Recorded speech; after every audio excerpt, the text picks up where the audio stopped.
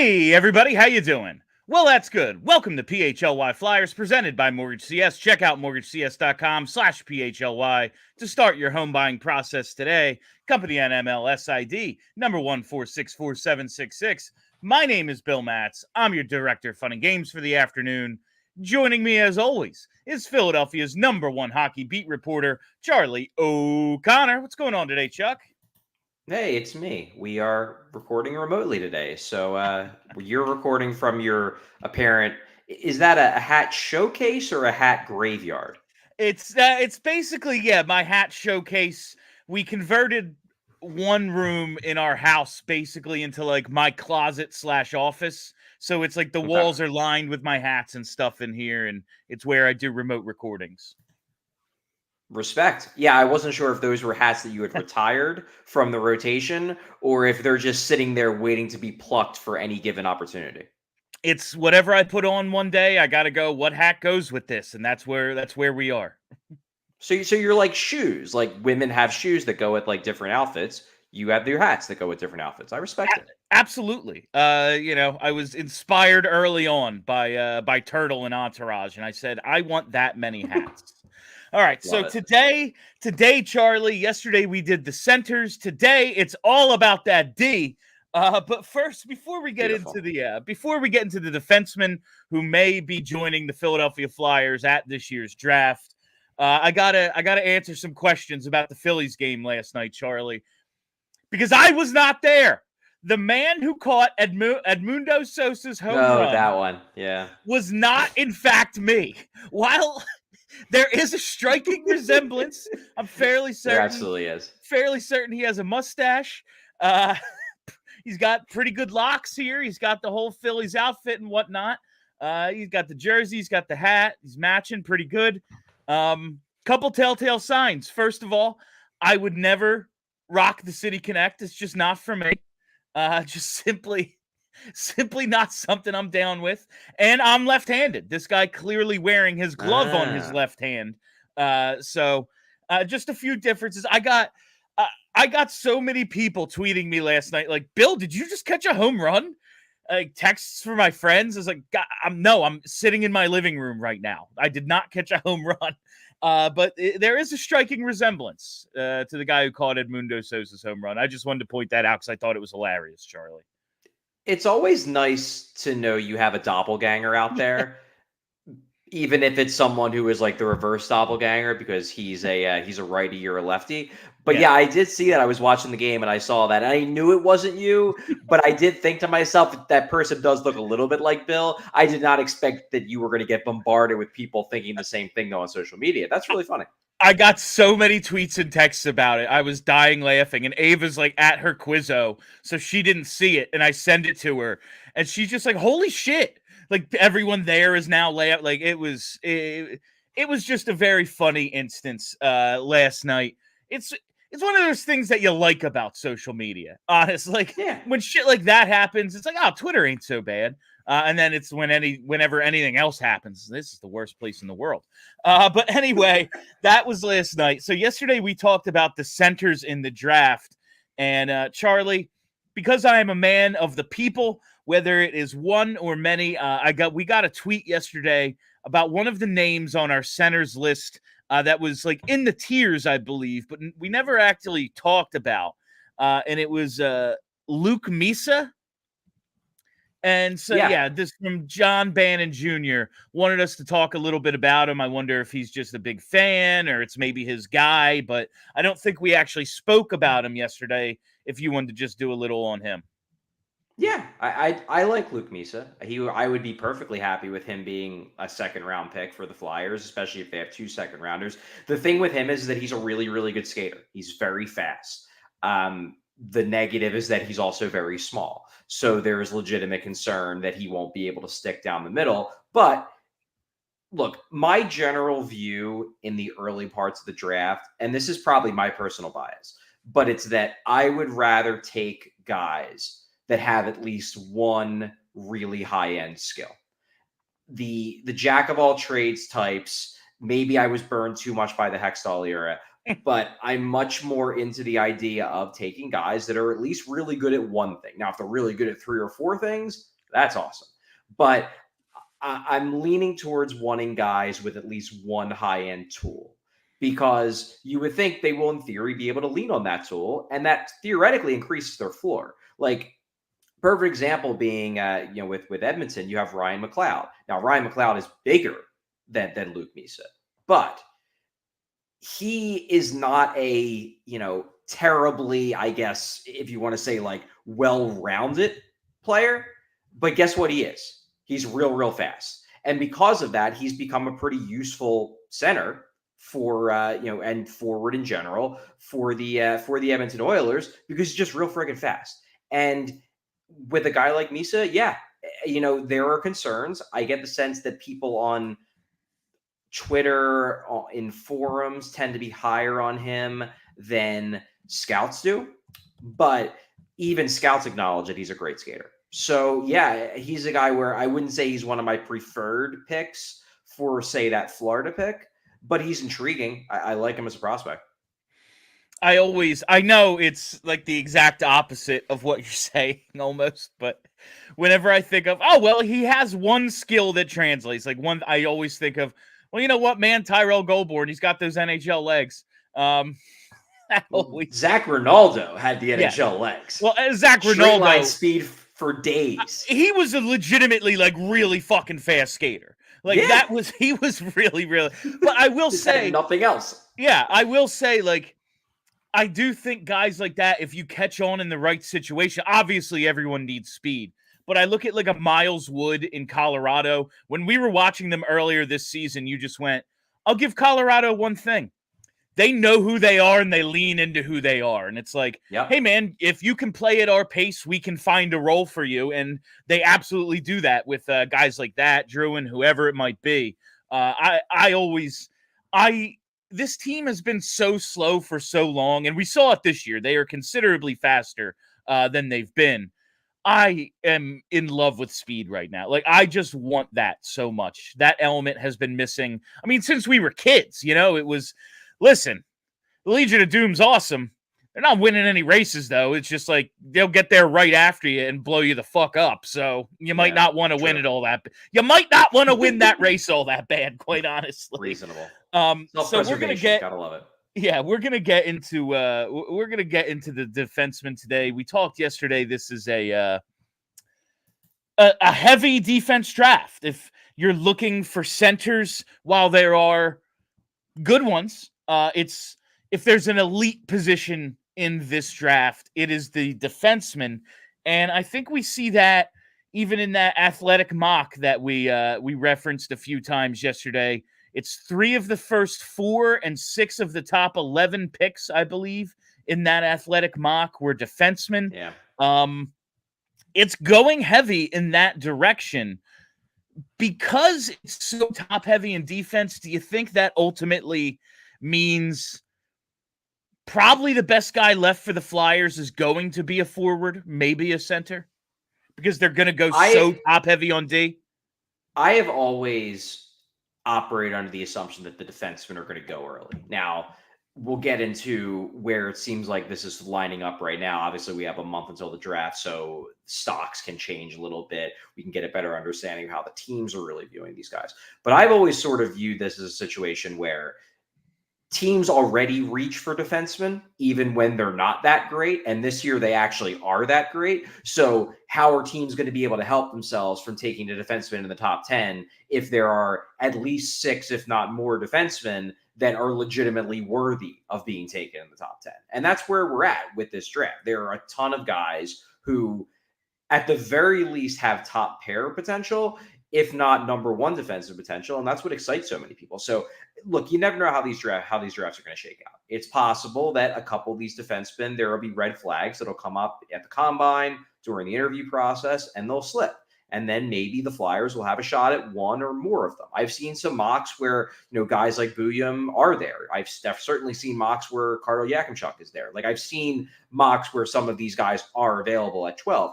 But if I had to guess, I would guess that there will be a run on defensemen in that top 10. Whether that leaves one guy for them at 12, it very well could. But I think a lot of these guys in this top tier, we're going to talk about in a little bit, are going to be gone by the time the Flyers select at 12. So I want to first look here at the Flyers' organizational depth at the position because, Cam York, Travis Sanheim, breakout years in some respects. I don't know if Cam York broke out, but he was very good by the end of the season. You could look back and go, continued to damn. progress. Yes. Let's say He's progressing. continued, maybe not broken through, but like by the end of the year, you went, damn, Cam had a good season. And Travis Sanheim, we've made plenty of the year he had. We know how that went. But you break it down by side. Sanheim is a lefty who plays the right, and then behind him, Drysdale, Risto, Bonk, Addard, Helgi Grans, Ethan Sampson, Carter Southern. A lot of guys who could potentially play the right side here. And you look at the left, Cam York, okay, he might have top pair potential, if not definitely top 4. Behind him, though, Sealer, we like him, but like, what is he? And is he really going to be around forever? Yeah, exactly. Igor He's in his Zamula. 30s now. Yeah, like Igor Zamula. I don't know, man. I'm glad he got a shot, but if he's the 7 or something, that's fine with me. Emil Andrae, we'll see. Still plenty of promise there. Adam Ginning, I liked what I saw. I don't know how much more there is. And Hunter McDonald, they love, but it seems like he's a big stay-at-home shot blocking kind of, basically what they turned Risto into, a combination of like Risto and Sealer, pretty much. Yeah. They don't have a ton on the left side.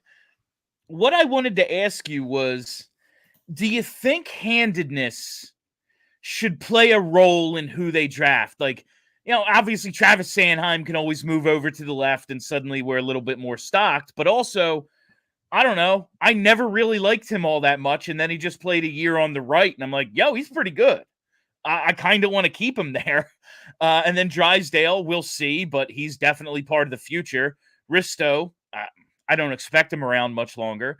But Bonk, he better be a part of the future, Like Sanheim, Drysdale, Bonk. Okay, well, you play 3. Should that come into consideration when you're drafting, or do you think it's like, especially right-handed defensemen, they're so valuable, like, you take them no matter what? I do think that might be the way the Flyers look at it, because on the whole, and this draft is kind of an anomaly because there's a lot of legitimately highly ranked right shooting defensemen in this draft, but generally speaking, right shot defensemen are harder to find. So I would not be surprised if that is the thought process the Flyers take, in that they're usually scarce. If you have the opportunity, you still bump that right shot defenseman a little bit higher than you would otherwise, because they're just harder to get on the whole, even if that's not necessarily the case in this one singular draft. My answer to your question, though, is a little bit different, because my answer is no, I wouldn't care personally about left-handed versus right-handed in this draft. And here's why.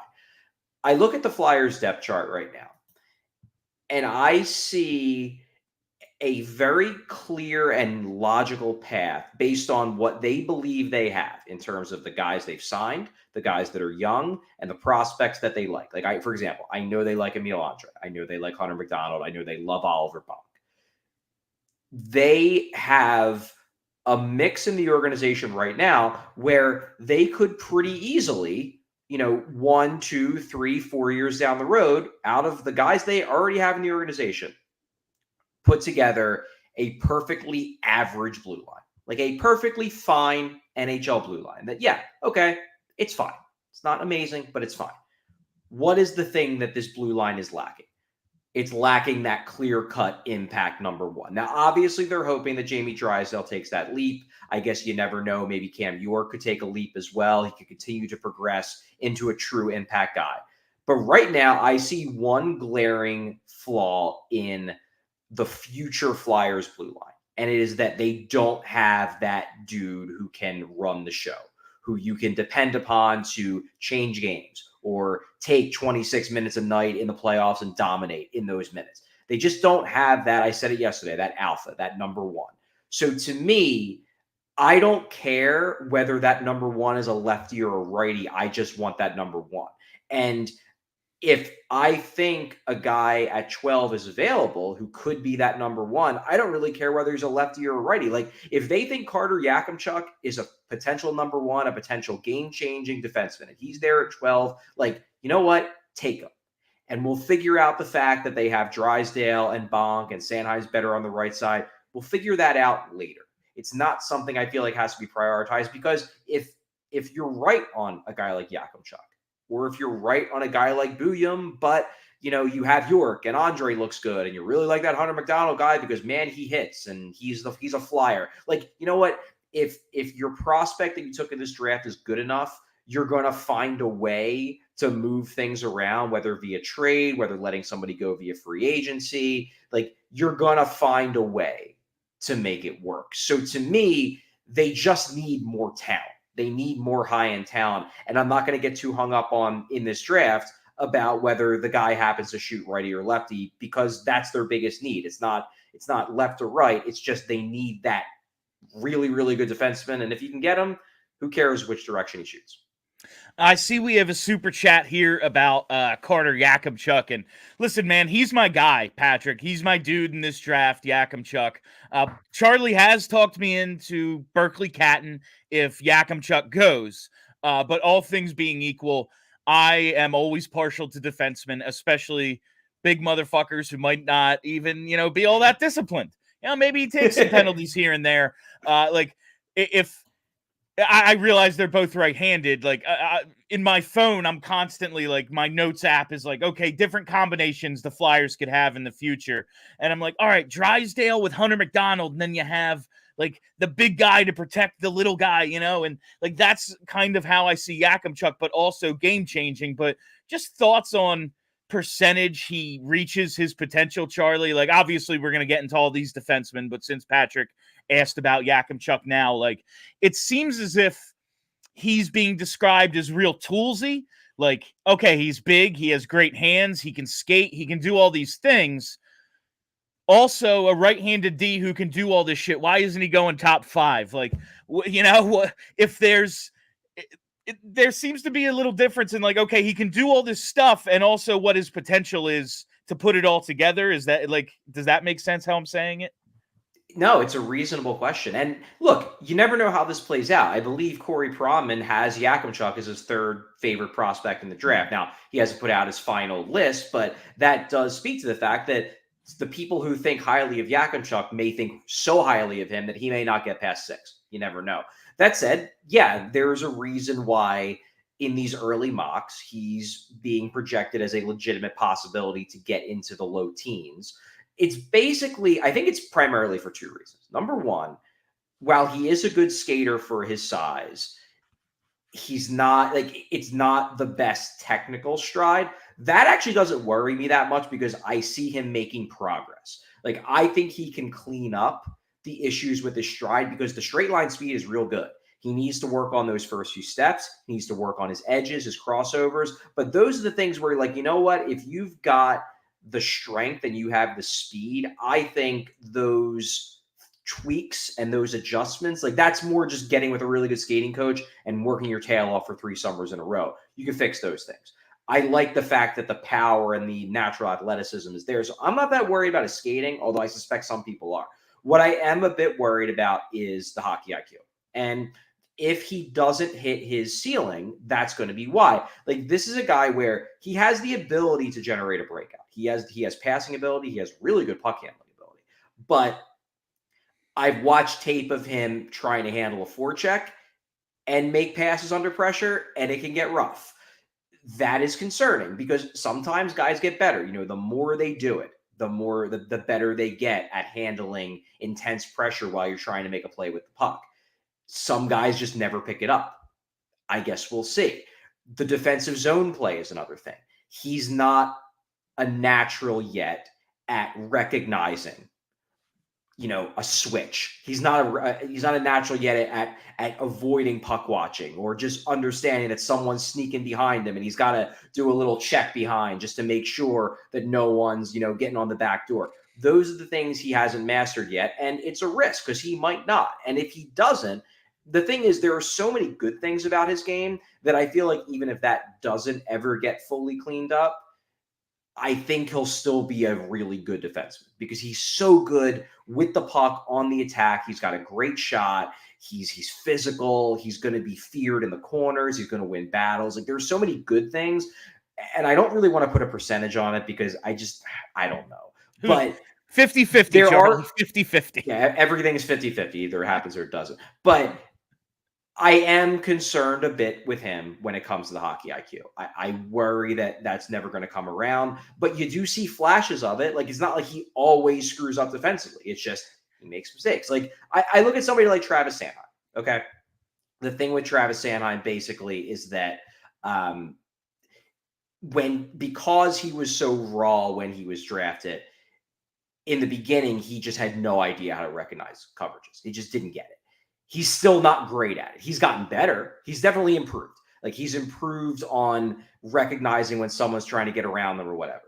But he's still prone to those glaring mistakes. I do worry that Yakemchuk will always be prone to those kinds of mistakes. You know, I gotta get to this read in a second. But and it's two different situations here in terms of potential ceiling because, like, we're talking about Yakemchuk. Yo, he might have these issues. Also, he's going in the top half of the first round, you know? Yeah. Phil Myers wasn't drafted, but I just remember, like, always saying, look at this guy. He's physical. He can skate. He has all these tools. How did nobody take a shot on this guy? And you just always said, like, there's concerns about his hockey IQ. And yeah, that's kind of the way it went. Like, what wins out, the skill or the ability to process? Yeah. And like, once people realize, let's just put some pressure on this guy in the corner, it might not go that well. Let's throw a little motion at him. He might just kind of start chasing and leave his spot.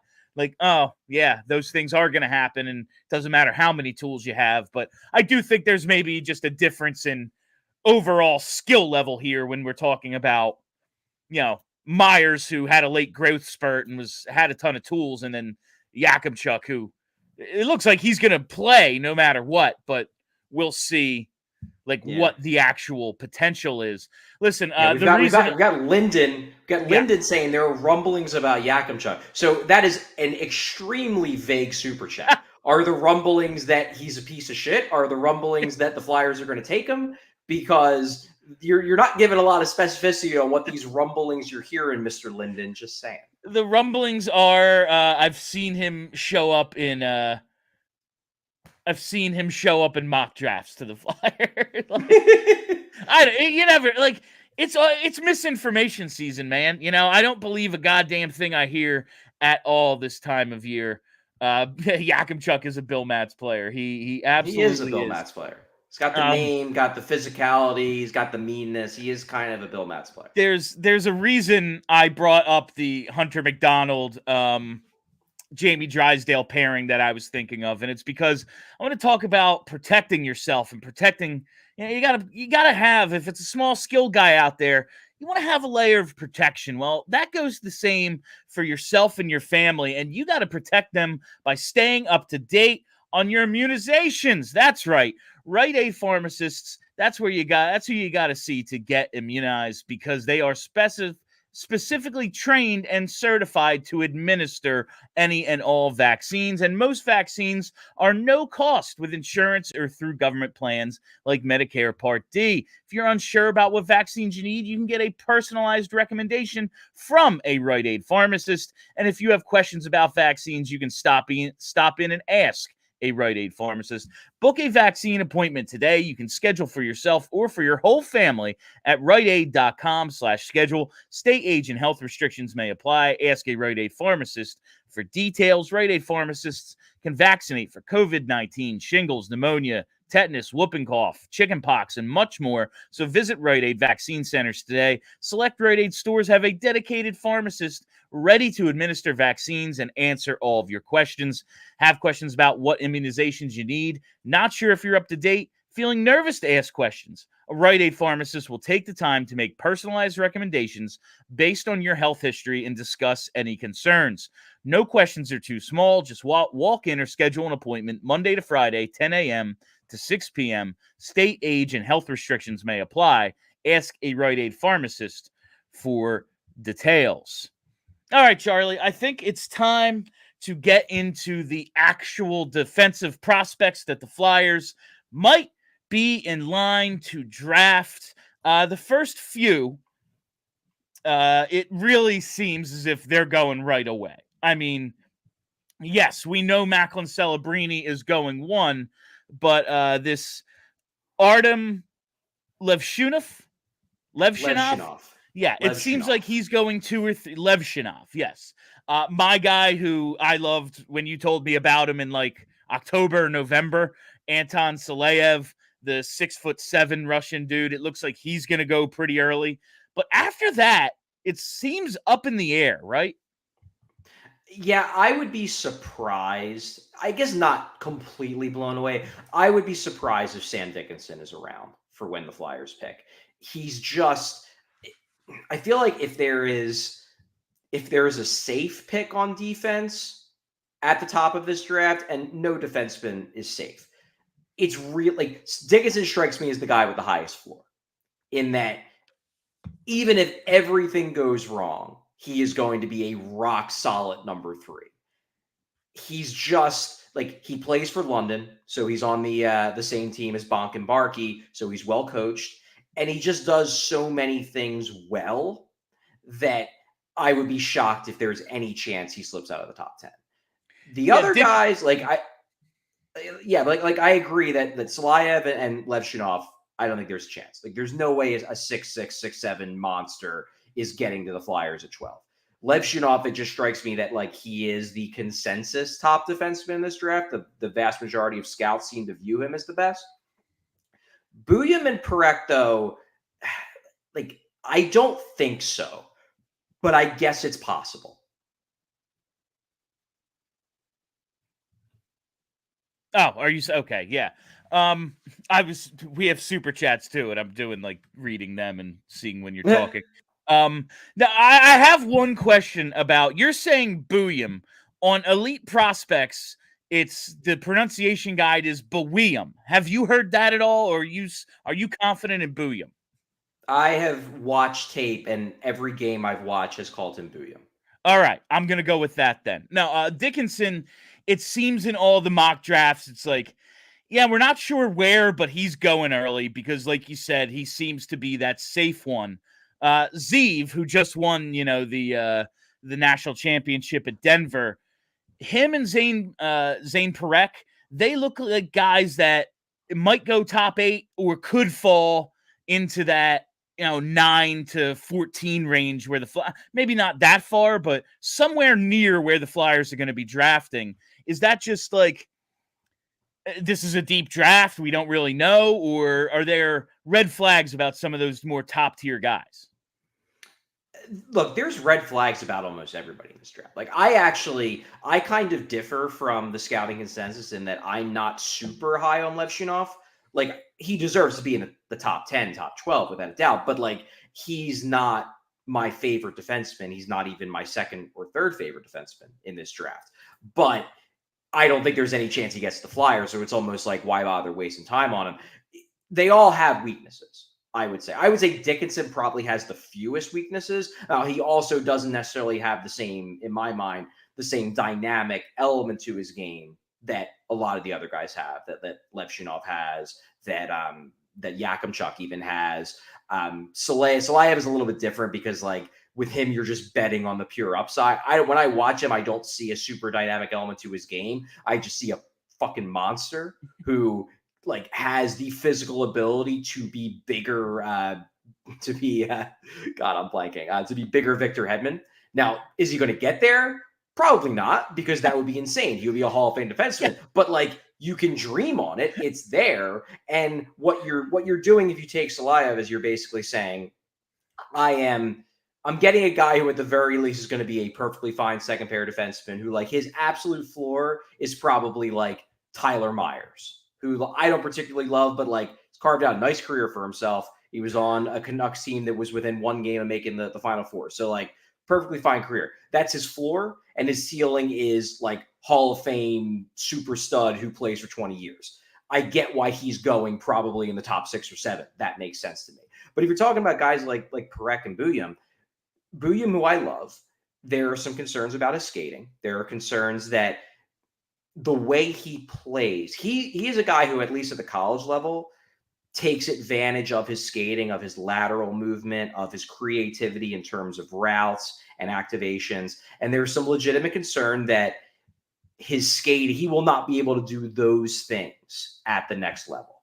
That his skating is too choppy for him to be able to gain separation at the NHL level in the offensive zone the way he does at the college level. That's a legitimate concern. I don't particularly worry about it because I think his brain is good enough. I think his hockey IQ is good enough that he'll just figure out other ways to create chances and gain separation. But I get the concern. Like, you watch him and his skating is good, but it's not holy shit good. I get it. Zane Parekh is just defense. I mean, the guy is a dynamic offensive weapon, to be sure. He's great on so many levels, but number one, the awareness isn't great. Number two, he sometimes just doesn't give a shit about defense. Now, that can be taught, especially to give a shit. Like, you can just John Tortorella a guy to death and force him to give a shit. But I get why there are concerns, because if he ends up just being like Tony DeAngelo, then yeah, that's not the kind of guy you want to be using the 7th overall pick on. So yeah, there are obviously concerns about these guys. Now, granted, there's a reason why all of these guys are projected to go in at the very least, the top 13 or 14, because their upsides are through the roof. Like, Zane Parekh has, high end power play 1, top pair, 70 point a year upside. That is his upside. Maybe even higher than that. He could be a dynamic game changer who just, every time he's on the ice, you're terrified that he's going to do something cool. That could be who he is. Zeev Buium could be a, 26, 27, 28 minute a night guy in the playoffs who Zeev Buium. One thing that excites me about him, the one guy I saw a little bit of when I watched him, when I was watching him on tape, he reminds me a little bit of Chemo. And that's enticing to me. Just with the brain, the way he thinks the game, the way he seems like 1 or 2 steps ahead of everyone. Those are the kinds of defensemen that I love, and I think that's why he excites me as much as he does. But I can understand why people might watch him that are a little bit more focused on athletic tools and might not be as high. I get it. I will say, when you mention things yeah, Zane Parekh, maybe he just doesn't give that much of a shit about defense.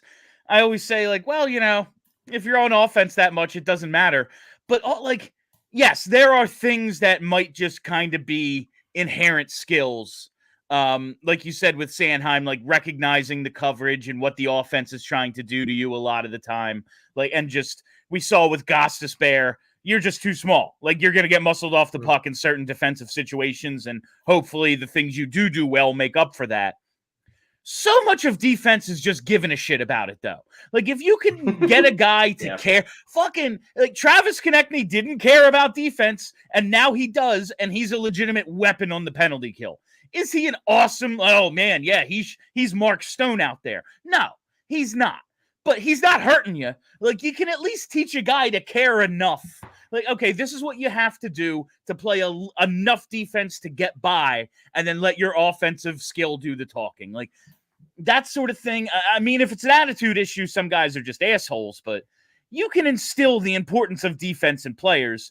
I think this coaching staff in particular, it might be one of the things they're most adept at doing. I want to get to this one super chat here. That first one we'll do a little bit later, but this one, he says, we can get to the, okay. Inexplicably, all of Catton, Yakemchuk, and Dickenson are available at 12. Who are Bill and Charlie taking, assuming they've kidnapped Danny Briere and now they're the GM? So it's Dickenson, Yakemchuk, and Berkeley Catton, all available at 12. GM Charlie O'Connor, who would be your guy? I think my guy would be Berkeley Catton right now. Now, if my scouts tell me he can't play center and that he's a wing at the NHL level, then I probably go I have Dickenson and Yakemchuk kind of on the same level. I would probably go Dickenson just because I I think he has the ceiling to be a number one, but he also has a higher floor than Yakemchuk. So I'd probably go Dickenson if my scouts tell me Catton's just a wing. If my scouts believe he's a center, I'm going Catton all day. Okay. Dickenson, like, I know he's supposed to go earlier, like based on, the mock drafts that we've seen, pretty much the consensus. But because of that, I haven't paid nearly enough attention to Dickenson. My guy is Yakemchuk, but Stick with it, Bill. It's 1B is Berkeley. Like, if he goes 11, I know in this hypothetical all three are there, and then I'm like, who the hell got drafted in the first 11 picks? But if all three are there, it's Yakemchuk is 1 and 1B. It's like, oh, they took Berkeley Catton. Like, I didn't get my guy, but sometimes a chicken cheesesteak is just as good as a cheesesteak. Sometimes it's better. It can be amazing. Sometimes it's better. But sometimes you just need some chicken. Sometimes you just need some chicken. But that's the top tier defenseman here. Man, Zane Parekh is so interesting because I've seen him kind of all over the place, but yeah, Yakemchuk is just sort of my dude. So now we get to this middle tier, and I think these guys. We talked about this a little. Like, if all those top tier defensemen go, I don't, as much as I want a defenseman because I think it's a glaring hole for this team. It seems as if this next middle tier of defensemen is kind of a reach at 12. Would you say that's fair? Yeah. I mean, look, the way I look at it is I could see one or more teams going for some of these guys because teams reach on defensemen all the time. But yeah, I would say that these guys, in my mind, would not be my preferred choices at 12.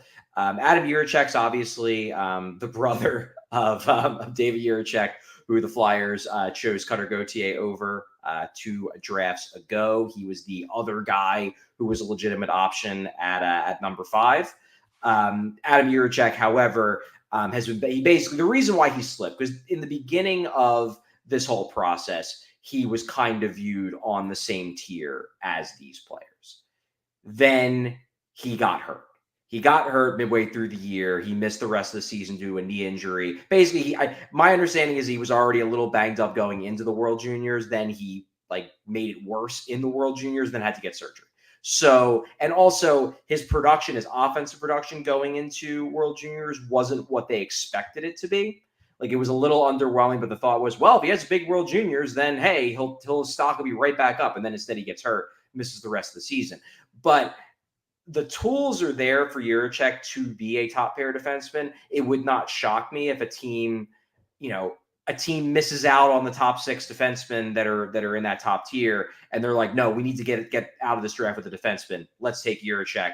We're going to get the steal of the century. This guy would have been a top 6 pick had he not gotten hurt midway through the season. I could see that. The other guys, EJ Emery's a guy we talked a little bit about yesterday, where the offensive production at the USNTDP has not been there. It's concerning that he just doesn't score ever. But you watch him, and he sure looks like a top 4 defenseman. Like, he's a good skater. He activates in the offensive zone. He does all the things that would lead you to believe that he could be a 30 to 40 point a year balanced 2-way defenseman. It's just he never scores. Now, some of that is that he wasn't on the power play because obviously they had guys like Cole Hudson who were taking up those minutes. But generally speaking, and this has always been my concern about Hunter McDonald, despite the fact that the Flyers organization is very high on him, I know that not everyone is going to score at the NHL level if you're a defenseman, but generally speaking, you have to score a little bit at lower levels for you to make it as an NHL defenseman. EJ Emery, however, he certainly looks the part. He apparently was very good through the entirety of the under-18s tournament, which I think will help his stock. I think he would be a bit of a reach at 12, to be sure, but I would be a little surprised if he gets out of the top 20. I just think there are too many tools. Leo Salin-Wallenius, another great friggin' draft name. Come on, that is a great draft name. this is kind of a weaker class in terms of Swedes this year, weaker than normal. But he's a legitimately interesting defenseman, really good skater, good puck mover, needs to bulk up. But he's the kind of guy I could see a team thinking, like, I can dream on this guy. I could see what he will ultimately become once he fully grows into his body. And if the skating holds, like, he could be an impact top four defenseman. So I could see him go. Who was the other guy I had in that middle tier? Sorry, I'm not. Stian Stolberg. This guy. So this is the guy who I have watched zero tape on. This is the guy who just showed up in the yes. In the mock draft. I have no real opinion on him. I will try to watch some tape on him maybe this weekend if I have some downtime during Memorial Day weekend.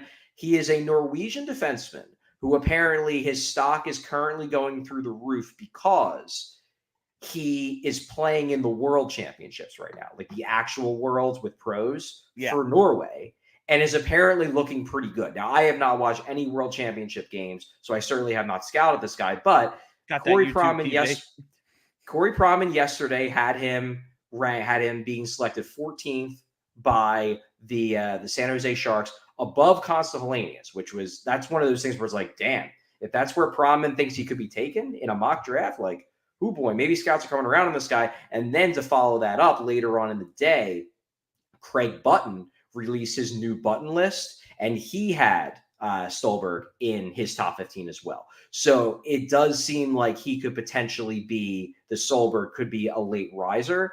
Hey, we'll see how this all shakes out.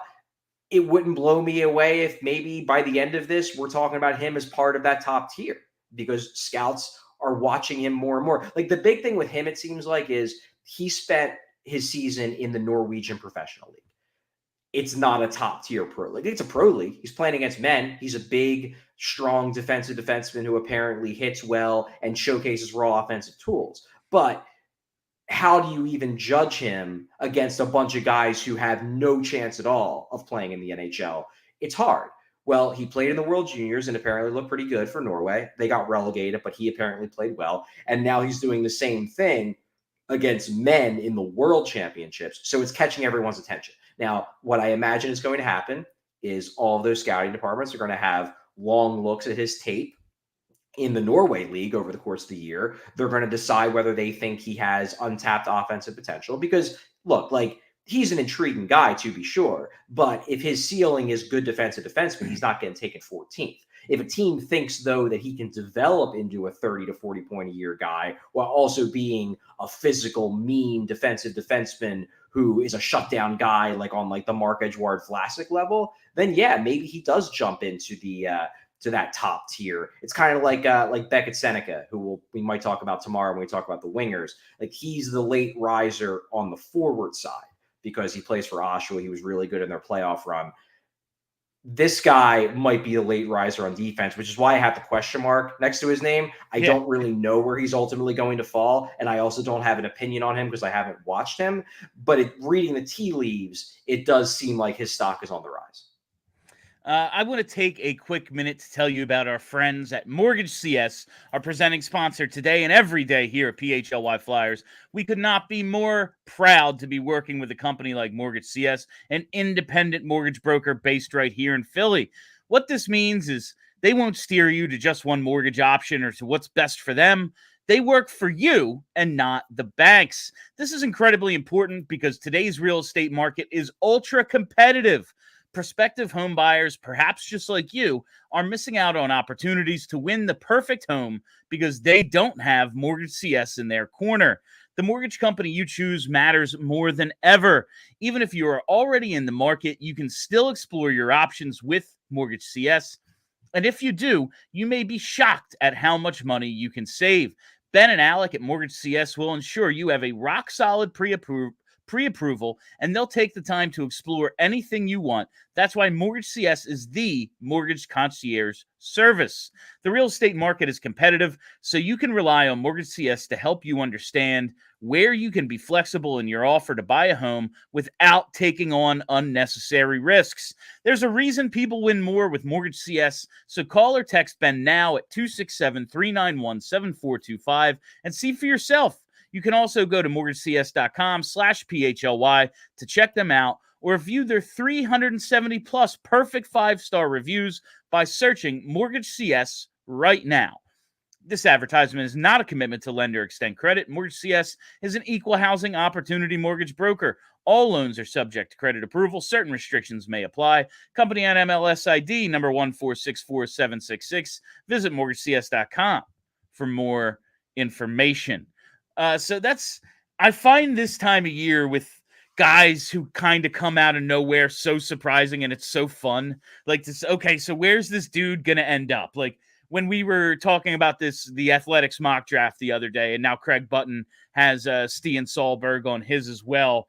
It's like, it's almost not even where they place him. Like, they're not even mocking him to that place. Like, oh, I think this guy fits what they're doing. They're just saying, hey, yeah, put your attention on this guy over here. Like, would you say that's accurate? Like, hey, everyone thinks that the first 14 picks, they're going to be these 14 guys. We know who they are. Actually, here's this dude, and he's shooting up draft boards real fast.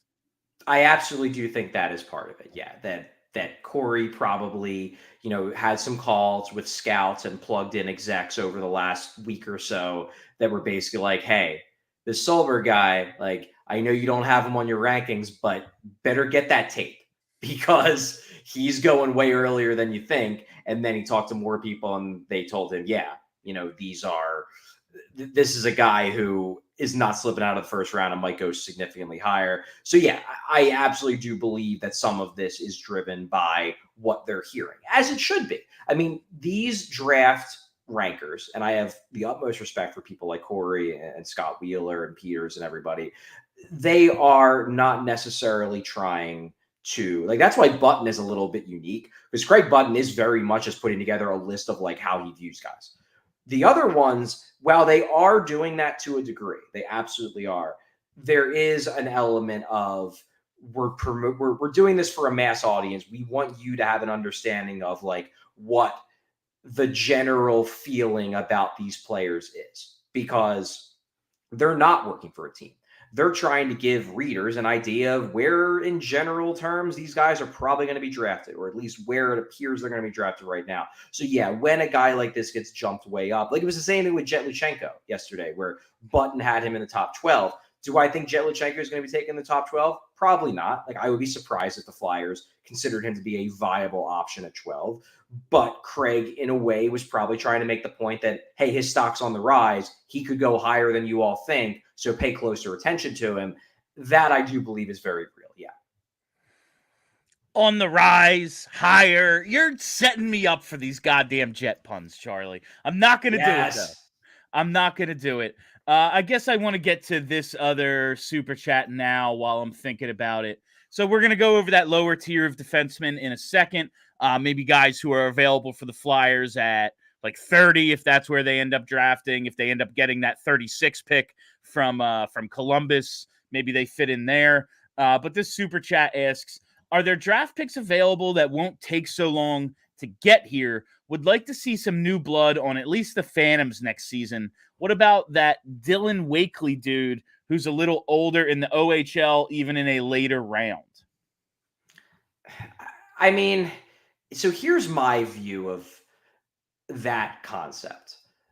Look, if there's a guy who's an overager, who's a couple years older than the average draft prospect, and the Flyers think very highly of his talent and his upside, I got no problem with giving him a go. Like, that's like there's that Ilya Nabokov goalie who did real well in the KHL, who's a few years older than normal for a draft prospect. Like, he's probably going to be taken, and Flyers love taking goalies. So hey. They particularly seem to like taking Russian goalies, or goalies at least affiliated with the KHL, because Kolosov is Belarusian.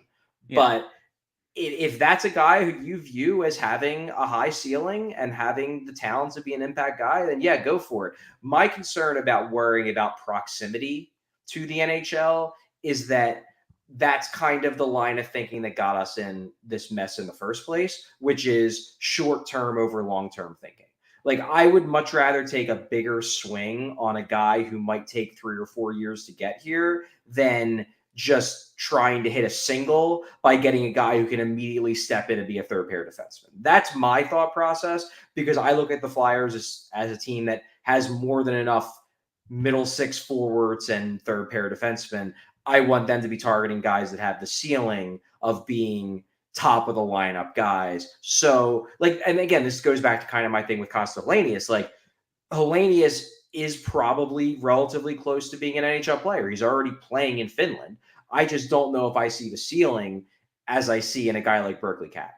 And I would rather go for the higher ceiling guy who might need 2 or 3 years to bulk up to be NHL ready in terms of just being able to survive a hit, rather than taking the guy who might be able to get here next year just because we need to get as much talent as possible to be a little bit better next season. To me, that's what put us in this position in the first place, which is having a team of a bunch of good but not great players. And like, I know it's years ago at this point, but I think of Lucas Spiza. Like, oh yeah, he stepped onto the NHL ice right away, and then that's what he was for the rest of his career. And it wasn't like a short career. It wasn't a bad career. He better than most people who ever put on skates. But like, I want more out of a first round pick than dude who plays. Like, that's nice. I don't know. I think turning him into Chris Pronger was a great use of a first round pick. That was tremendous asset management. That was good Paul Holmgren. You will never hear me complain about the first half of Paul Holmgren's tenure, and that's a big part of it. But just like the player, I want a little more of that. Like, I think of overagers like that. Like, I basically see them the same as international or undrafted free agents, like a Evgeny Medvedev. Yeah. Like, Medvedev can come over and play on your fourth line, and that's cool. But if you wanted more than 11 goals out of him, you were going to be upset. Like, I would rather have the upside guy, even if it takes a little longer. But I'm with you, Adam, so thanks for the super chat. I want all new blood all the time. I bore easily. But in hockey, it's just not the way it goes most of the time.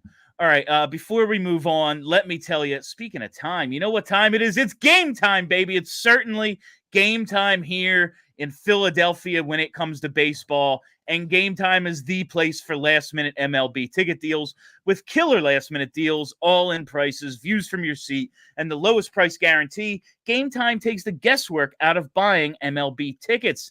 Game Time is an authorized ticket marketplace of Major League Baseball, which makes getting tickets faster and easier. Prices on the Game Time app actually go down the closer it gets to first pitch. You can save even more with exclusive in-app deals on select seats ahead of the game or event. And there's plenty of events to choose from. Baseball, hottest ticket in town right now.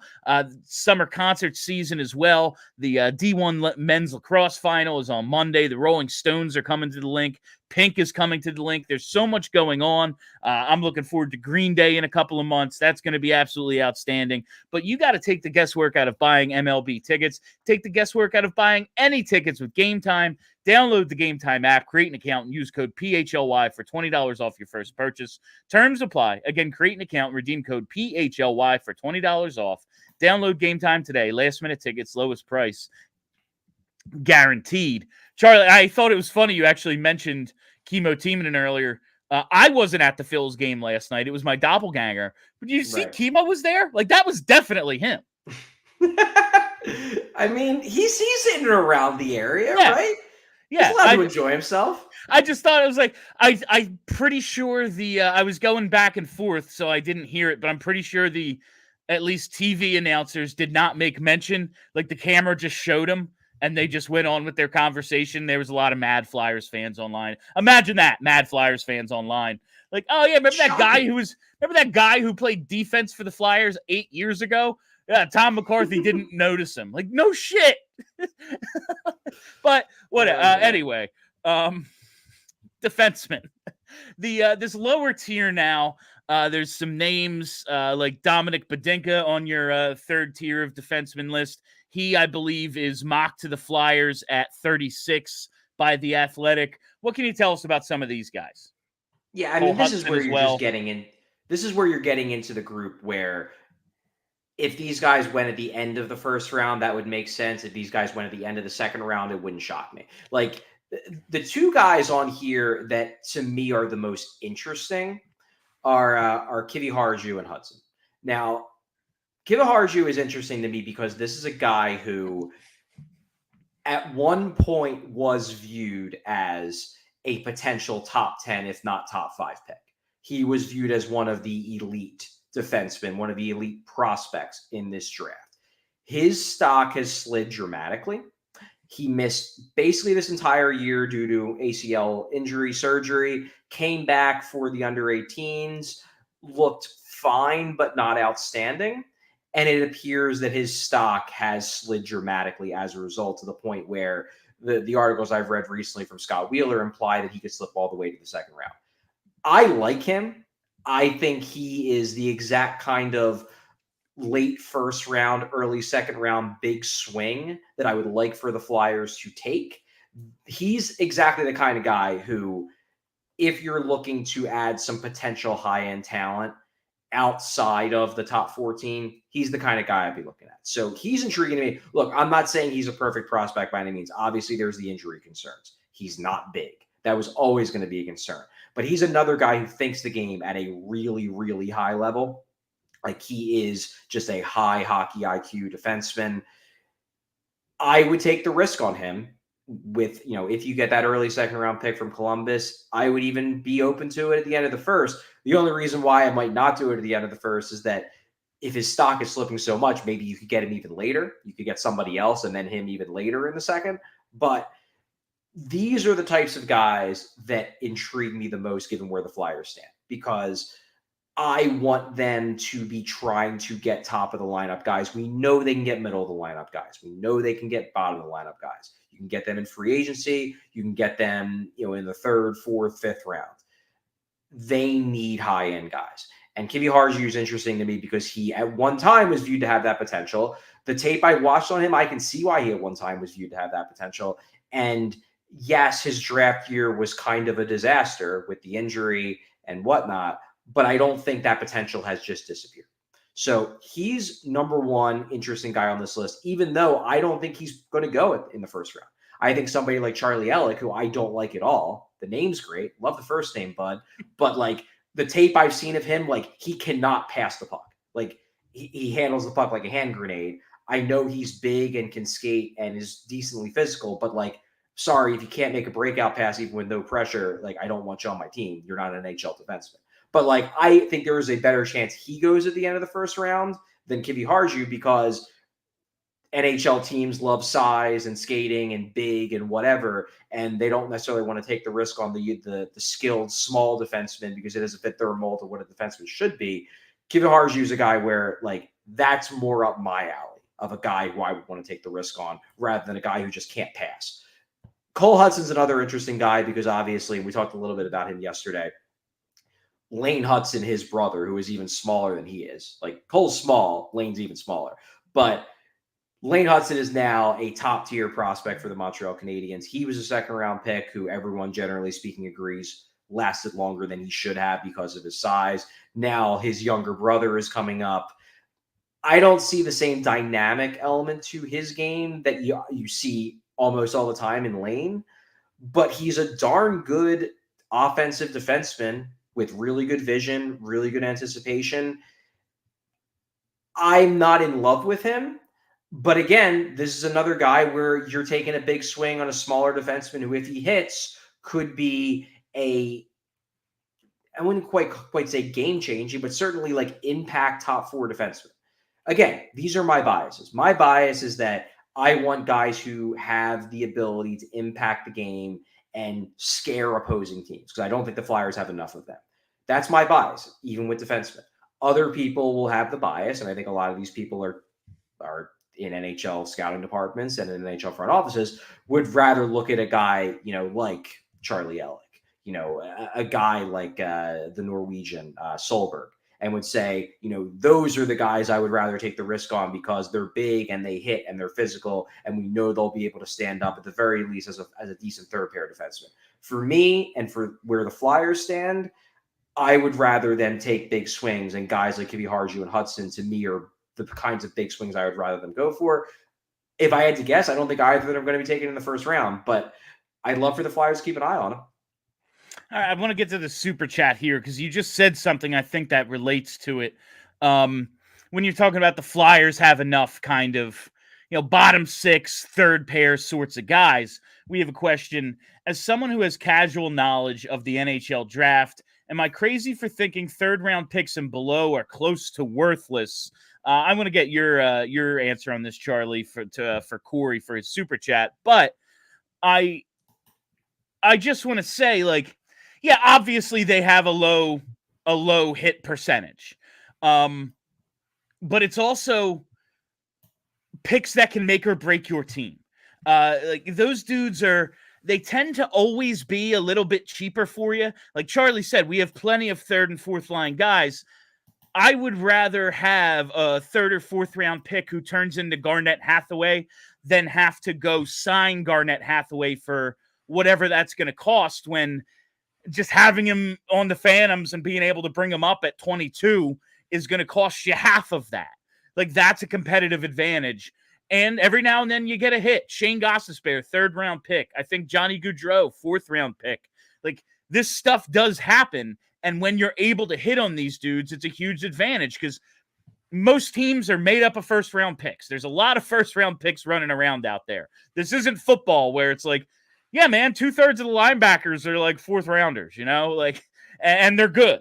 It's not like that. There's not that same depth of the draft, but throwing the darts and hitting on them, I think, comes up huge for you.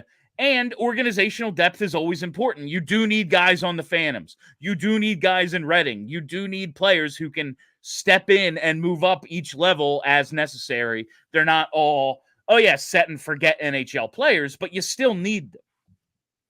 So I will say I pretty much agree with everything you just said.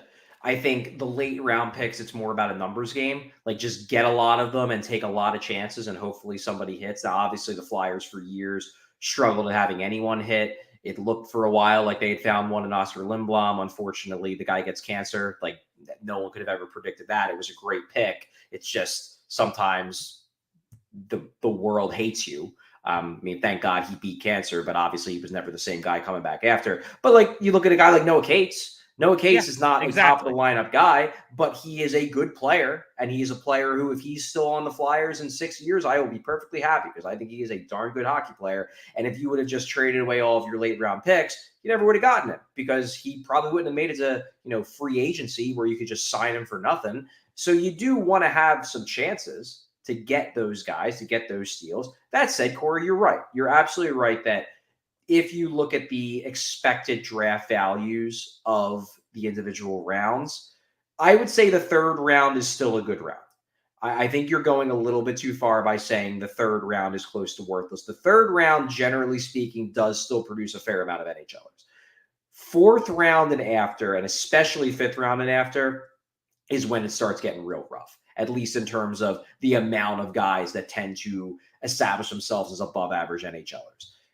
So yes, I will mostly agree with this statement that I would say once you get past the fourth round, maybe once you get past the third round, these picks aren't that valuable, but they're still valuable in bulk because you'll want to take a lot of chances. You want a lot of darts to throw. Even if you're throwing from real, real far away, sometimes you're going to hit. And punting those rounds, there's no point to it. As you said, organizational depth is important. You never know when you're going to stumble in to, a Pavel Datsyuk or whatever. Doesn't happen often, but it does happen, and you want to be the team that benefits from it. And that's, I'll say, especially in recent, decade and a half, technology has kind of changed it a little, the depth of the draft, where there aren't these hidden secrets anymore. Detroit, just how did they find these guys? Well, they're the only ones who knew about them. That's why. It's well, how? Well, because not everyone had the internet somehow in 2002. Everyone knows the rules now. I think it was Pavel Bure got drafted a year before everyone else thought he was eligible. And they're like, yo, what the fuck? And they're like, no, we're right. We're allowed. And it was like, I'm pretty sure everyone knows all the rules now, stuff like that. So like maybe it's a little different than it was in the past where like, yeah, man, we can use this 4th round pick to steal this dude no one else knows about. Like there's just so much information now. Like, granted, Charlie does like 70% of my research for me, but I know about these fucking dudes, and I'm not watching international hockey. Like, I'll watch the World Juniors. That's about it, though, you know? And if I know about them, you gotta believe 32 scouting departments know about most of them. But I do think there is some value in these picks. Plus, you can always combine them with Robert Haig to get whatever you want. Whatever is out there that you want to trade for, Robert Haig in a 3rd will get it done. Obviously, I mean that was the meme for years, so I get it. It was the absolute best. Before we get out of here, Charlie, I just wanted your thoughts on the Jack Adams voting. So it comes out. I mean, Rick Tocchet ran away with it as was expected. His Vegas odds at one point I saw like minus 4,000. Like it was like, yeah, you can bet on it, but you're not winning anything. And if you bet against them, you're basically just giving us your money. But sure. Tocchet wins. Of the 13 coaches who got votes, John Tortorella finishes 12th ahead of only Mike Sullivan, which was kind of funny. If he makes the playoffs, is he a finalist? And it's just like, yeah, man, collapse down the stretch. Like, I was a little surprised he was so low, but also there were 5 playoff coaches who got no votes, and the goal is make the playoffs. He did not, and ended up with a few votes. What did you think of the of Tocchet winning and Torts finishing 12th? Well, Tocchet winning, I expected it. That was abundantly clear from the middle of the season that he was going to win. Number one, because of Vancouver dramatically exceeding expectations. Number two, and this is just kind of my read on it, I could be wrong. It just seems like everyone in the broadcasting community absolutely loves Rick Tocchet, the person. Yes. And there was no friggin' way they weren't going to vote for him because they just think he's like the bee's knees. So that it was, to me, it was a foregone conclusion Tocchet was going to win. With regards to Torts, though, you know, I thought going into this that your initial statement that, well, if the Flyers had made the playoffs, he probably would have been a finalist. Probably wouldn't have beat Tocchet, but would have been a finalist. Now, after looking at these votes, I don't know if he would have been a finalist because, like, look, the fact that the Flyers didn't make the playoffs obviously hurt Tocchet. The fact that the Flyers kind of collapsed at the end of the season obviously hurt Torts. Like, no question that hurt Torts. But I wonder if we are underrating just how much broadcasters disagreed with the Couturier scratch. Because it just seems like people really, really held it against him in this voting. I feel that, and maybe that's 100% on the nose. I also just think, like, if the team doesn't collapse down the stretch, or say, like, they do well, like, say that he pushed a bunch of buttons down the way at, like, the Felix Sandstrom thing. I think there's several things you can point to. And, like, he apologized for the Felix Sandstrom thing. Maybe he didn't come off the way he wanted to. But, like, there's that. There's Couturier. Like, if all that shit results in them, like, finishing 3rd in the division, doesn't everyone just go, shit, man, he, like, it was him. It was what he pushed all these buttons and they worked. Also, people just don't like him, you know? So I guess it could go. I don't understand how anyone in media doesn't like him. He's one of the biggest storylines in the league. Like, if you get to cover John Tortorella, you are half done your game story. And Charlie, like, you do a little bit different of a thing. It's not like you're, you know, writing, like I always say, the fill in the blank with the quote stories or game stories or anything. But, like, my God, this has to be easier than covering Dave Hackstall. Like, it just has to be, no? Yeah, I would absolutely say that. I don't know. I don't know. You might be right that maybe if they make the playoffs, then suddenly everyone's doubts about the Couturier scratch are replaced by a grudging admiration for the fact that Torts had the balls to do that kind of move and it worked. But then when it doesn't work, it hits their confirmation bias of, I knew this was stupid to begin with, so now I'm completely dropping him off my ballot. That's certainly possible. I can't tell you. I'm obviously not a broadcaster. It just seems like this is objectively too low. Like, for example, like Spencer Carberry was like 5th. Like, The Capitals stunk. They made the playoffs because Lindgren was real good for like 2 extended stretches during the season. You can't tell me that Carberry did a better job than John Tortorella. You just can't. Like, the Capitals were a capital B bad hockey team that basically snuck into the playoffs despite being a capital B bad hockey team. Whereas John Tortorella had the Flyers playing like a good hockey team for like 2/3 of the year until they lost their goalie and half their defense core. I don't know, man. Spencer Carberry somehow put a magic spell on Alex Ovechkin for the second half of the season, and he became young Ovechkin again. I thought the voting was odd, but like at the end of the day, this stuff is like they got in, so he must have done a good job, and it's like the but Bill, this is why we run into the thing where people win the Jack Adams and then 2 years later they get fired. It's because we're not actually evaluating how good of a coaching job we did. We're evaluating how much that person defied our expectations before the season started. And that's why then a year later when the team regresses, because guess what? They stink. And the only reason why they were exceeding expectations is because the goalie was real freaking good. Then suddenly the coach gets fired. It's just stupid. It's a tale as old as time, Charlie. All right, but that's pretty much all the time we have for you today on PHLY Flyers. Before we get out of here, man, we have so many events coming up at PHLY. You got to check out allphly.com and check out the events calendar for everything we have going on. Phillies takeovers, watch parties, all sorts of stuff. But I want to tell you right now about the first annual and inaugural. There is no such thing as first annual. The inaugural Liberty Open, July 13th at Valley Brook Country Club in Blackwood, New Jersey. It's a scramble format tournament. You can get in, sign up as a single, a foursome. You can sponsor a hole. Everything you get, everything included. 18 holes with a cart, tournament gifts and tea prizes. There's going to be a taste of Philly dinner, post-round ceremony at the pavilion, unlimited draft beer for 2 hours after your round. There's contests and team prizes on the course. It is going to be an absolutely fun time, so you have to check that out.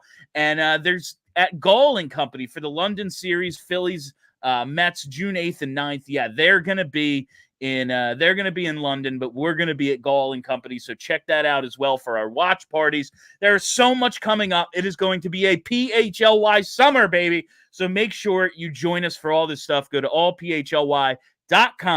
And check out the events calendar to see what is coming up. All right, that is it for us. Thank you all for listening. Thank you for hanging out. If you haven't already, follow us right here on YouTube. Set those reminders. Never miss a live show. We'll be back tomorrow at 1 o'clock.